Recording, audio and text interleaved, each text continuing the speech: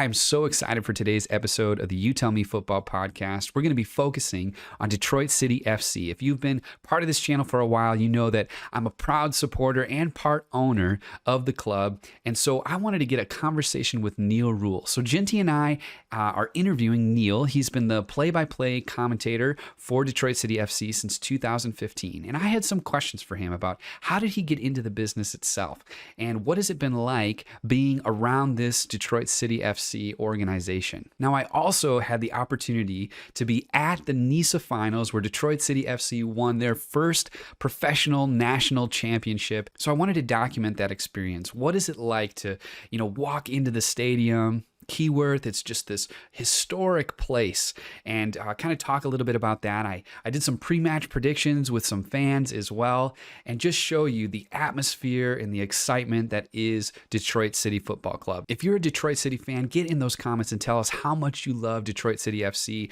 If you were at the finals, what was your experience like? If you like this kind of content, hit that like button and be sure to subscribe. And with that, let's jump into the chat with Neal Ruhl. What's going on, everybody? Welcome to the You Tell Me Football podcast. My name is Anthony. This is Jinty. Hello. And today I am super excited. We have an awesome interview. We're talking to Neal Ruhl. And Neal is the director of broadcasting for Oakland University's Golden Grizzlies. He calls around 125 games a year. And he's been calling Detroit City FC matches since 2015. He calls national soccer broadcasts, as we call them over here in the States, for the USL, the NWSL on ESPN Plus and Yahoo Sports. And he was named the best sports play-by-play broadcaster in Detroit for our Detroit magazine, beating out local broadcasters from the NFL, the NBA, and Major League Baseball in 2020 and 2021, back to back. That's pretty awesome, including names like Mickey Redmond, which, that guy, he's no small feat to beat that guy, gang. He loves to use the word gang if you ever listen to him. And anyway, I've listened to you many, many times in my living room. Neal, thanks so much for taking time out of your busy schedule to do this. And we'd love to just kind of get your thoughts about broadcasting. But welcome. How are you doing? Did you have any 4th of July plans that you had this weekend? No, I just kind of hung out with the family. I did slide downtown, went to the Rocket Mortgage Classic. I always like to try to support events that are going on in Detroit. Just get out there and make sure that the events stick around. So, did that. That was fun. Went there with the guys. Happy to be with you all here today. The barbecue, I did the same thing everybody else did, man. Just hung out, watched other people's fireworks, and raised a glass to the 4th of July, and now it's gonna be like 1,000,000 degrees. So let's go. Exactly. It's so funny because I do feel like you watch everybody else's fireworks. We're not going to be the ones putting them on. Yeah. But anyway, so first question I have for you is who were some of your play calling heroes growing up, and how old were you when you thought I'm going to really pursue this as a career? I mean, being a Detroit product, born and raised here, my parents worked in the car factories. I mean, it's pretty much as a Detroit story as there is, right? Yeah. So pretty the same as everyone else, right? You listen to Ernie Harwell when I was a little kid on the radio, George Blaha, certainly. Mark Champion when he would do the Lions games. That kind of morphed into when Mario Mpemba was doing the Tiger games and stuff like that. So pretty much the same same cast of characters that everybody else had. Ken Cal and Paul Woods and all those guys with the Red Wings. You talked about Mickey Redmond, Ken Daniels, all those guys. So the same as everybody else. And as far as knowing when I wanted to do this as a profession. When I was a kid, I would play basketball in the backyard or whatever, and I would, 3, 2, 1, he makes the shot. They win. Yeah, right. I did that like everybody else did it. Originally, I went to college. I wanted to be a stockbroker, and I was unaware. I should have, in retrospect, I should have known, but I was unaware of how much accounting classes were involved, and how much math was involved. Numbers so I kind of made the pivot, and it's growing up as a sports fan my whole life and playing sports my whole life, and like I don't watch TV shows, movies, stuff like that. I just do sports. So I figured out once because I played golf a lot as a kid, was pretty good in high school. Got talked to by a couple of colleges to go play, but once I realized I wasn't good enough to be a pro in that, and wasn't going to be a stockbroker. I said, man, I should go work in sports because that's what I like. And I found a job covering the Arena Football League for free, and just kind of maximized, connections that I made along the way. Awesome. So, just slowly climb the ladder, still slowly climbing the ladder. And it's a great life though, man. It is. Like I told you guys earlier about how my parents worked in the car factories. Like they worked. Yeah. I've never really worked a day doing. Don't tell the people that write my checks. Don't tell them.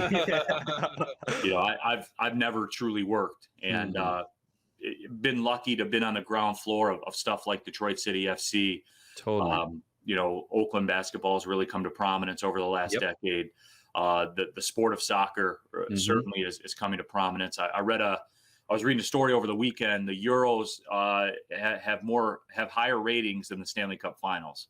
And, wow. That's a testament. That's a change. Yeah. That's a testament. And, the one thing here in America, I think one of the things that really, I don't want to say is stunting soccer's growth or anything like that, because it's gonna continue to evolve no matter what. Yeah.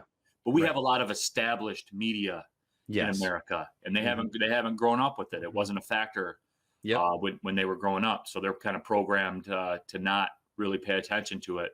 Yeah, but that's changing. We're seeing it, and it's changing for sure. Totally. Yeah. And Detroit definitely has a soccer team. Sorry, Jinty, go ahead. Yeah. No, it's fine now. So definitely, I think, yeah.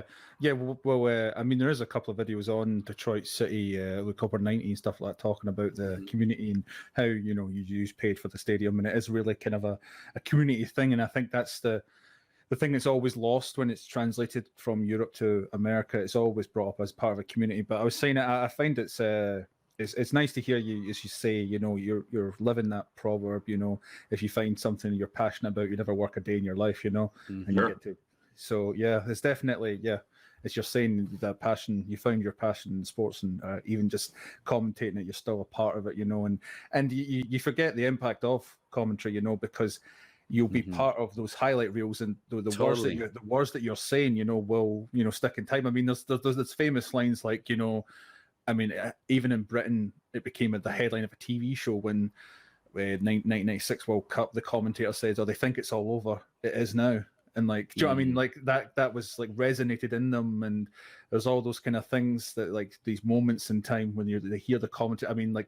That famous, Man City, Manchester United when they were on the last day of the league, and it's just Aguero and that's the commentator, and that kind of really kind of galvanizes and summarizes. It really can capture a moment, totally getting so. Well, it's the voice. Well, there's an interesting story to that too. Tyrone Mundy scored that goal for Detroit City against Ann Arbor a couple years ago that won a regional championship.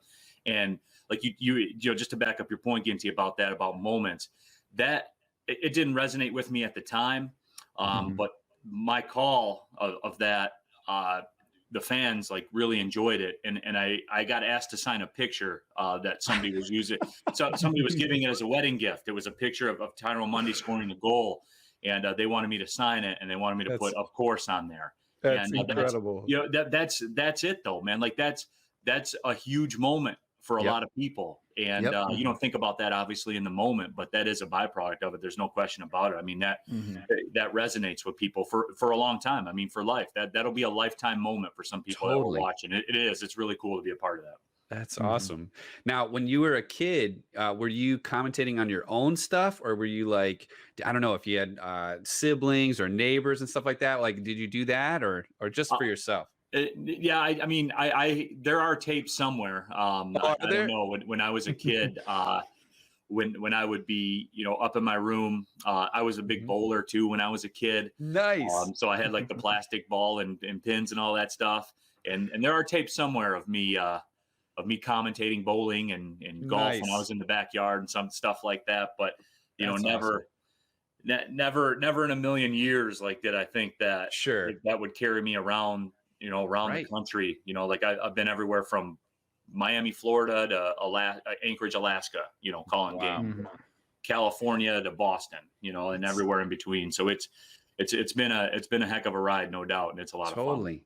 So getting into broadcasting and things like that, I'm sure we've got some people that are going to even be watching this that might be thinking, man, I'm not going to play professional sports, but I want to be around professional sports.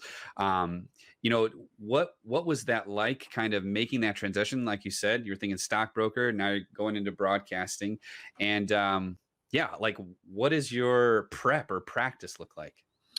I mean, as far as researching, I have a system that's been in place for a long time, and Mario Mpemba, who's my mentor in this business, he kind of turned me on to it, and I have a prep system that I use where everything is the same and it's color coded, and it's color coded by subject. Like stats will be in blue, season averages will be in blue, interesting bio stuff will be in red, anything they're good at is in green, anything they're not good at is in red.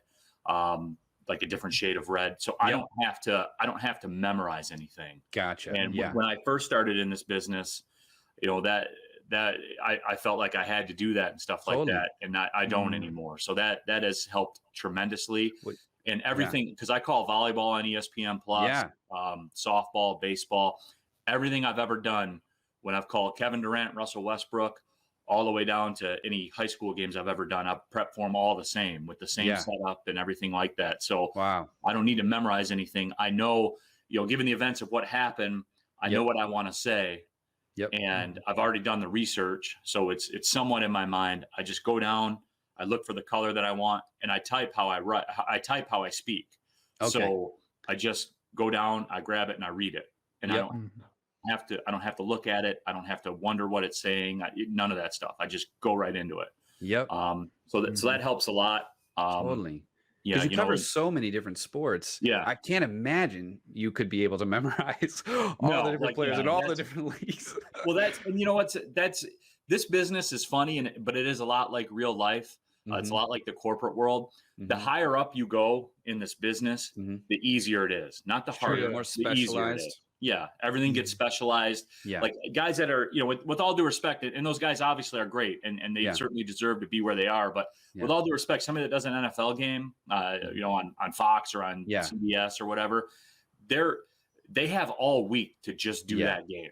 Yeah, like those players, everything they do. Yeah, they have people that help underlings, a few and stuff like that. They do. So I mean, and I'm not taking away anything. Oh, totally. Yeah, I'm not taking away anything. That's just the nature of the business.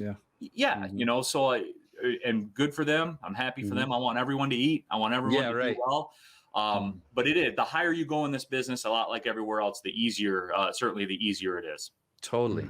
Now, was there ever a time where you felt like you struggled with a run of games, or you're like just kind of getting your feet set into a new sport and maybe calling it's a little different? Do you ever have any issues like that? No. I mean, you certainly have games that are better than others. Yeah. And every now and then a name will pop up that you have trouble saying, just not for a particular reason. It's just the way things are that day. So I mean, you have those where you have good days and not as good days. So it's like any other profession in that respect. But no, because I play so many sports as a kid. That's true. Baseball, the hockey, the basketball, the golf, the tennis. So I played them all. So there is some kind of frame of reference. This year, actually, I did my first NCAA track meet. Really? ESPN Plus. But I'm a pretty active runner. Run 5Ks and 10Ks and stuff. And that actually helped, believe it or not. Like I had a baseline under. Certainly, I'm not, sub 47 second, 400 meters or anything. but having that base of knowledge helped to some degree. So I don't know what they're going through, but I have an idea. I know what I go through when I do it. So I think if you had those numbers, you'd have been on the pitch rather than commentating. Exactly. So I mean, all that helps. That kind of back experience helps. Yeah. Now, so how did you handle the pressure, maybe the stress of the pandemic, right? Because basically everything shuts down. I mean, there was no sports to talk about. So what did you maybe go through in that time? What did you learn about yourself professionally, personally, maybe, in taking maybe a forced break? I was still working through the pandemic because I work for Oakland as a director of broadcasting. So I still, we were still working to produce digital content and just stuff consumable. You know, we wanted to deliver content because, and truth be told, I mean, certainly this doesn't like make light of the situation because, you know, it certainly was a grave situation. But what it did help was that everybody was locked down, right? Yeah. So you had them on social media. Oh, yeah. You had everyone's attention. Numbers. Yep. Yeah. So, I mean, the numbers were pretty good because there was no other form of entertainment. It was Netflix and social media, and that was it. Totally. And, you know, so that actually helped, believe it or not. As far as me personally, I did a thing where I would go out and get my mail and recorded that. And that was really popular with people because everyone gets their mail, right? Yeah, right. Getting bills. Everyone loves an Amazon package.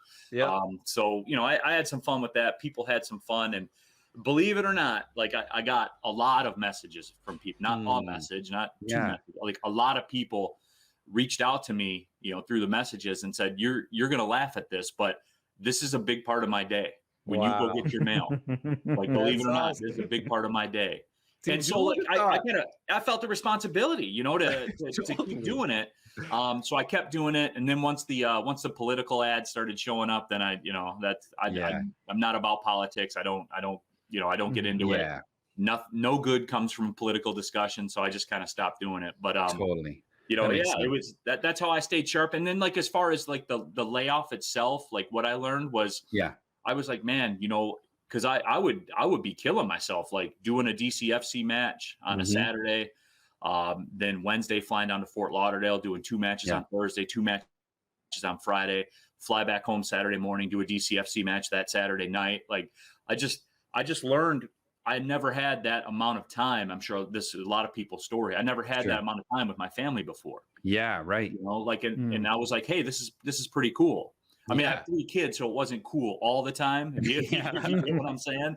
But the overall gist of it was, you know, like I learned how important that time is. Yeah, you know, for sure. And I didn't do a good enough job of, you know, I'll look at myself in the mirror. I'll look in the camera right now and say I wasn't doing a good enough job of spending that time with my family. I wasn't, you know. So it's something where you got to be willing to learn about yourself, right? Like you asked, you got to be willing to learn about yourself and bring about some changes. So that it helped me in that respect. Yeah. I think you're not alone. I think being forced to be home is, it's just you and the walls around you and the family or maybe not family if you're single. Or maybe not family. No question. You know, so all that can be tough. Yeah. I think what you're saying is, I think you realize maybe that it's a bit of a double-edged sword that, you know, you did find your passion, you're not having to work, but then you sounded like you were getting so caught up in it, so invested. You're saying, you know, I'm doing a DC match and then I'm flying out,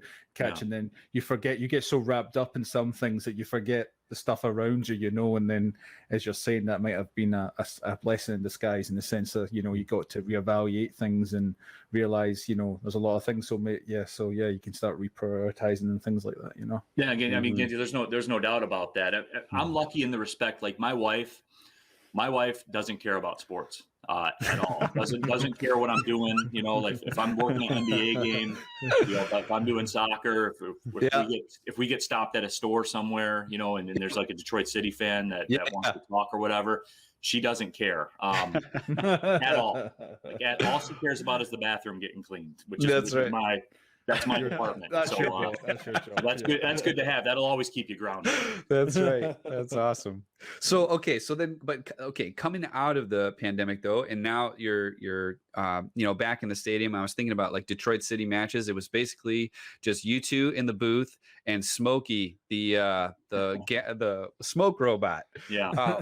What was that like to be the only ones there and no other fans? Yeah, it was different. Luckily for me, like I had some experience with that. Yeah. You know, as far as that, which helped me in college basketball, because we had the same situation when just this past college basketball season where we didn't have fans. It was different and it wasn't different because when I put the headset on, I don't notice the crowd anyway. Yeah, right. You know, I'm locked into what's going on. Now you notice, like in big moments, you notice the crowd noise, and you feel, you know, you feel the energy. in the stadium. You especially when it's a big moment, you feel all that. So that's what was different. It wasn't necessarily the crowd being there. It was the energy of the moment, like in a tight match that was coming down to the end. Yeah. That's where you because you just didn't feel the juice in the air. Right. You know? Yeah, totally. So that was weird, but I get wrapped up in the game anyway. Like that's why I love this line of work, because it's always different. Every game is different. Totally. Every single game I've ever done has been different. So, I liked it from that respect. I was able to deal with it from that respect, is I get lost in the match anyway. So that's kind of how I fought through it. And I mean, going back to that point I made about, being in digital content during the pandemic, everyone had to watch on television. Right. Exactly. So I had everybody. You know what I'm saying? There was no escape. If you wanted to see the match, you had to watch me do the match. That's right. That helped me too. I think the fan voting thing with the Hour of Detroit, that helped me. I mean, there's no question about it. So, it had its pros and it had its cons, but I will tell you this, like being back there with, the 6,000, 7,000 plus at Keyworth, man, it felt right again. Yeah. It felt right when the fans were back in there, because you felt the energy. Totally. So let's talk about that. How did you end up calling games for Detroit City? Some of the people with Detroit City, through their other jobs, were doing work with Oakland, producing television shows that Oakland was doing and stuff like that. And at that time, Oakland had just signed their deal to be in the Horizon League. Okay. And so through that, they stream all the sports on ESPN Plus. So that's how I started calling soccer. Gotcha. I had to, I didn't have a choice. Right. And so they asked me, they're like, hey, do you want to do the DCFC? You call soccer. Do you want to do the DCFC matches? Coming up this summer, we're going to start streaming them. And because I just did it to start, and maybe this will get me in trouble with some people, but I just did it to start because it was extra money, right? Yeah, right. Trying to make it as a broadcaster. I mean, I knew of Detroit City, but I didn't know of Detroit City. Sure. And like it's one of the greatest moves I ever made, like in my life, to do those matches, because the exposure that club has given me. I mean, I'll never take that for granted. The passion that the fans have, the energy they have.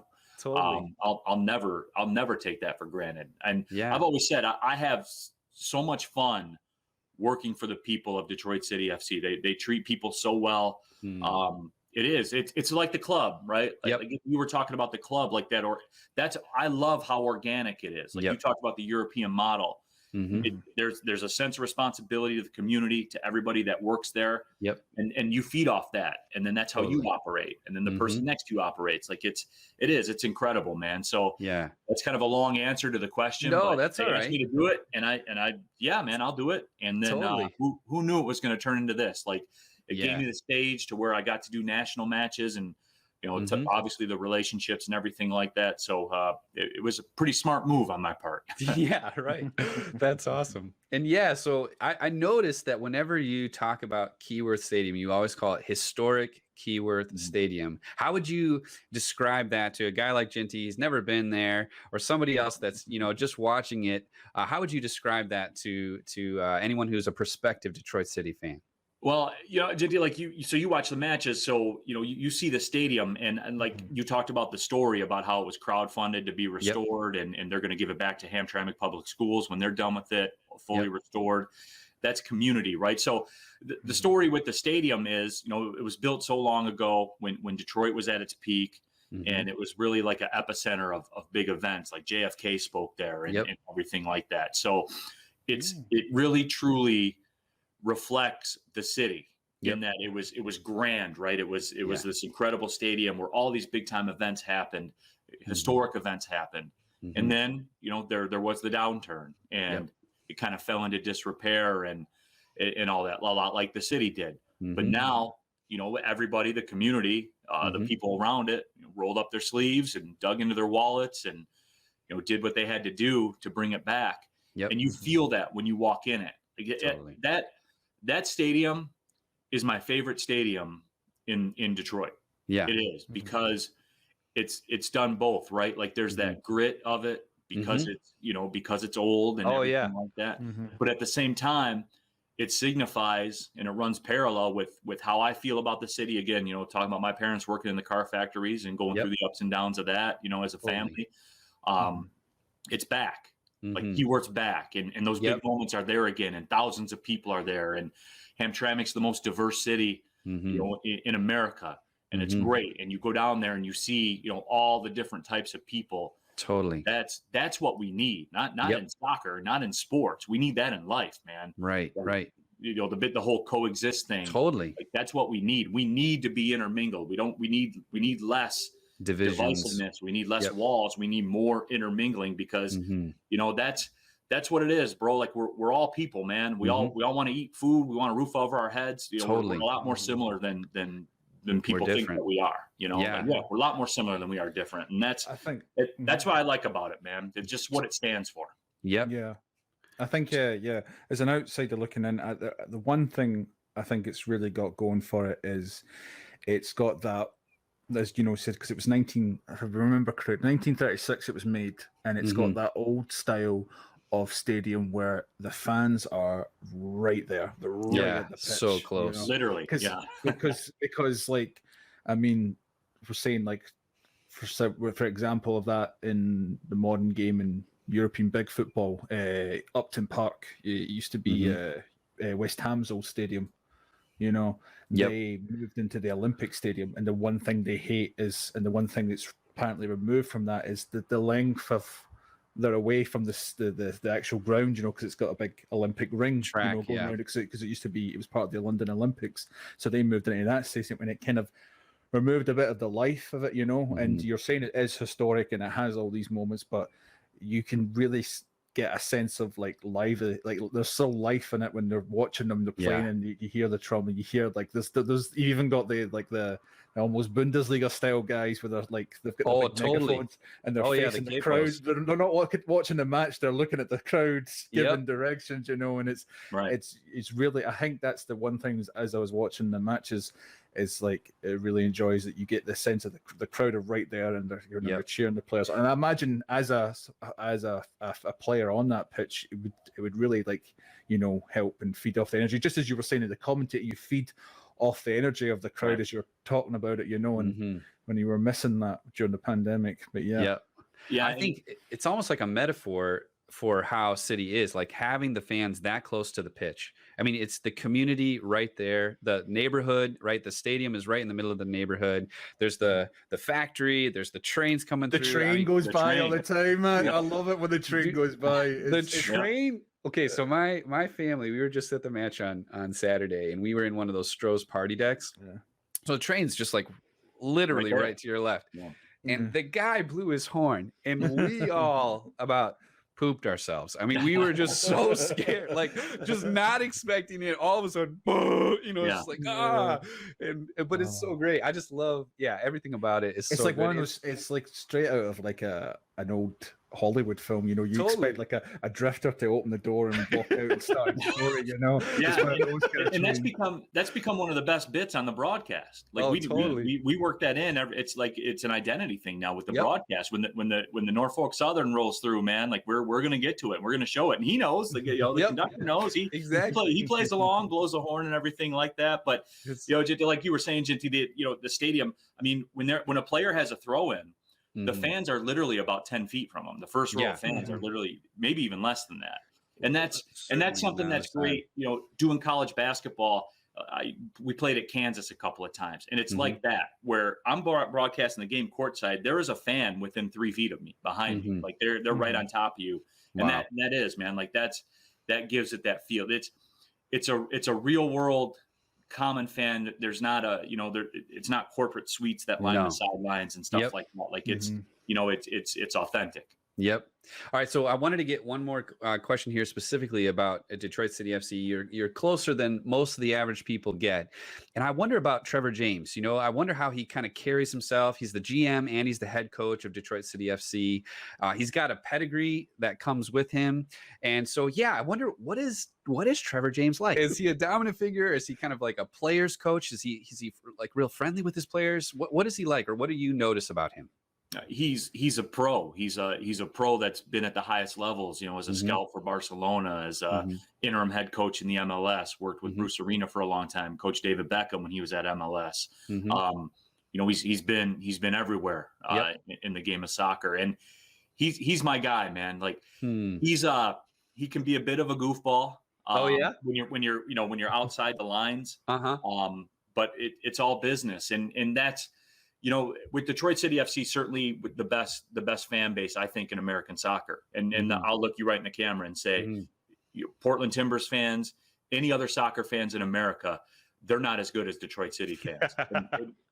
That's fact. Come to the match, come to the match, and you'll see. But with all that being said, certainly they have the best supporters. Certainly, it's a well-run organization. But Trevor James, man, I mean, he's an advantage that Detroit City has that no one else in that league certainly has. I just feel like it's a coaching mismatch every time. And that's no disrespect to the other coaches in the league, but I mean the resumes. I'm a big resume guy, right? Yeah, like, you are where you've been, you are what you've done, and he's a superior football mind. He is, and that's just the way it is. And he's such an advantage to have. What really blows me away. About what he does and his style of football is how they can defend so well, but still be entertaining and attack. Yeah. And he uses the wings. And again, calling matches all the way up to the USL level, I haven't seen, certainly in American soccer. I mean, you see it.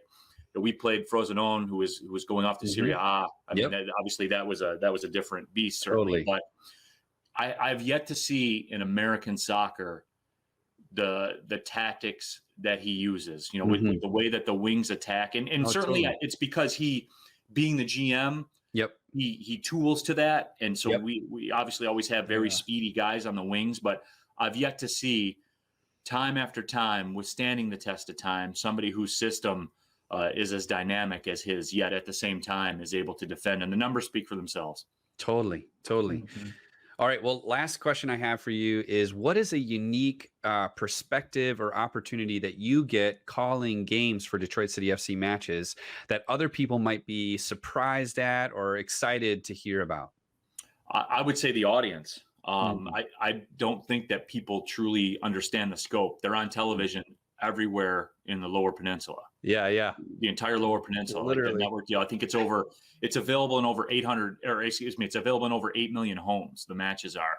Then you parlay that with the stream. You parlay that with the international folks that are watching. I regularly get tweets every match, Japan to Germany to the Philippines to England. I mean, I don't think people understand the scope of the fandom of this team. I still, everybody writes about it. Everybody talks about it, but I don't think they still even recognize the scope of the fandom. This is an international brand. Jinty, you said you're from Scotland. I've had fans in Scotland that have reached out and they said, can we please get you to Scotland so you can commentate on that? And like that, to this day, that's still the biggest compliment I've ever gotten in my life was from a random Scottish soccer fan that reached out to me and said that, because I don't take that lightly, because I understand, I don't think you're ever going to see the day where you're going to have an American calling Premier League matches on English television. No, it's never going to happen. Well, some of the Scottish commentators are rubbish, man. So I think it was more trying to get someone. But to this day, and I think till the day I die, that will be the greatest compliment that I ever got, was to have someone who lives over there, who's certainly they had the relationship they have with soccer and football over there. I mean, that blows me away. It will forever blow me away. And, I think that's the biggest thing, that people don't understand the scope of the fandom and the passion, the true passion, not just the 7,000 in the stadium. Worldwide. They sell merchandise worldwide. It's incredible. Totally. That is awesome. Well, Neal, thanks so much for your time today. I really, really appreciate it. I know it's the 4th of July weekend, and taking some time with us is just awesome. Is there anything you want to plug that's coming up for you in your life? No, not really. I mean, you told everybody at the start what I do, where they can watch me and stuff like that. So where's your Twitter handle and stuff? Yeah. You can follow me on Twitter at Neal Ruhl, NEALRUHL. You can do that. Instagram's the same thing. Nice. Facebook, and I welcome, the opportunity to talk to people. I know a lot of people don't. But I was so thankful that you said yes to us, because we feel like a small outfit. Dude, yeah. Anybody that wants to talk, I'll talk with anybody, man. That's awesome. That's the lifeblood of what I do. I mean, I need fans to watch. Yeah, totally. Need fans, and they have to care. They have to care to watch. So I'll always talk with people, because I'm the same as everybody else, man. Like, I just want my kids to be good. Yeah, even though they won't be, and that's You're a human too. Yeah, totally. Yeah. Well, thank you so much to everyone for watching, and thanks again to Neal. As always, we are the You Tell Me Football podcast. There is a link in the description for our Discord server. We would love for you to get in there and be a part of that. If you've got any interview ideas or people that would want to talk with us, or maybe they want to be a future broadcaster and got a question for Neal or something like that, you just let us know. And as we like to say at the end here, thanks so much for watching. As ever, it was great talking with you.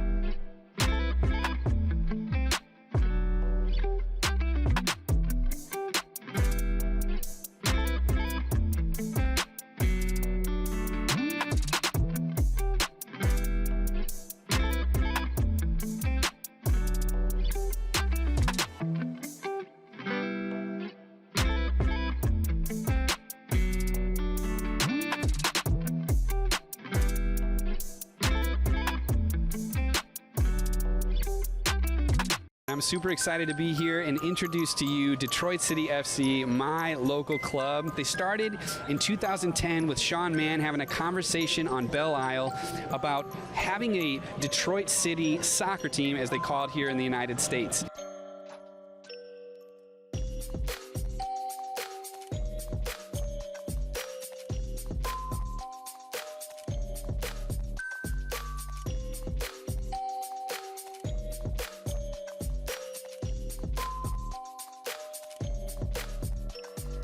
In 2012, they started Detroit City Football Club. By 2014, they were playing at Cass Tech in front of 3,000 fans on the regular. And in 2016, they moved here to Keyworth Stadium. And that was a very intentional move. They wanted to help the community. The supporters raised $750,000 to restore this stadium. And it's got a lot of history. It was built in 1936. I'm excited to be here. It's going to be a super fun night. Hopefully we can get some fans to do some interactions, maybe do some pre-match thoughts on what they think is going to happen today, and I'm excited for you to come along. All right, we are here at historic Keyworth Stadium, and we've got some pre-match predictions coming in for you. What do you think the score is going to be? Who do you think is going to win? I'm going for a 2-1 DCFC win tonight, baby. 2-1. All right, what about you? 3-1 DCFC. 3-1 DCFC. I see a theme. High scoring, 4-3 DCFC. 4-3. Oh man, DCFC all the way. Hi, how are you? I'm Eric. I'm from North Canton, Ohio. I came to Detroit today to rock and roll here with the Detroit City Football Club. I'm going to go with a 5-2 score. And happy 4th of July, everybody. Enjoy your day. Awesome. Thank you so much. This is Eric, Susan, Abe, and Asa. We're going to see who's got the closest scoreline, but everybody's got City.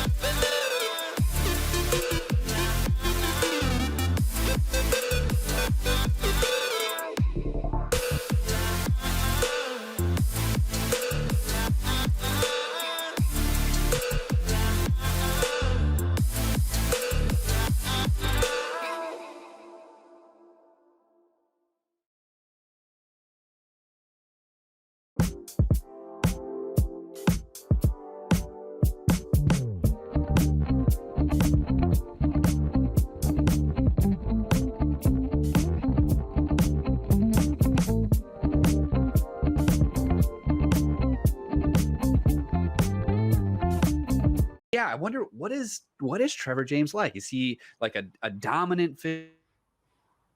No, he's cut out. Oh no! I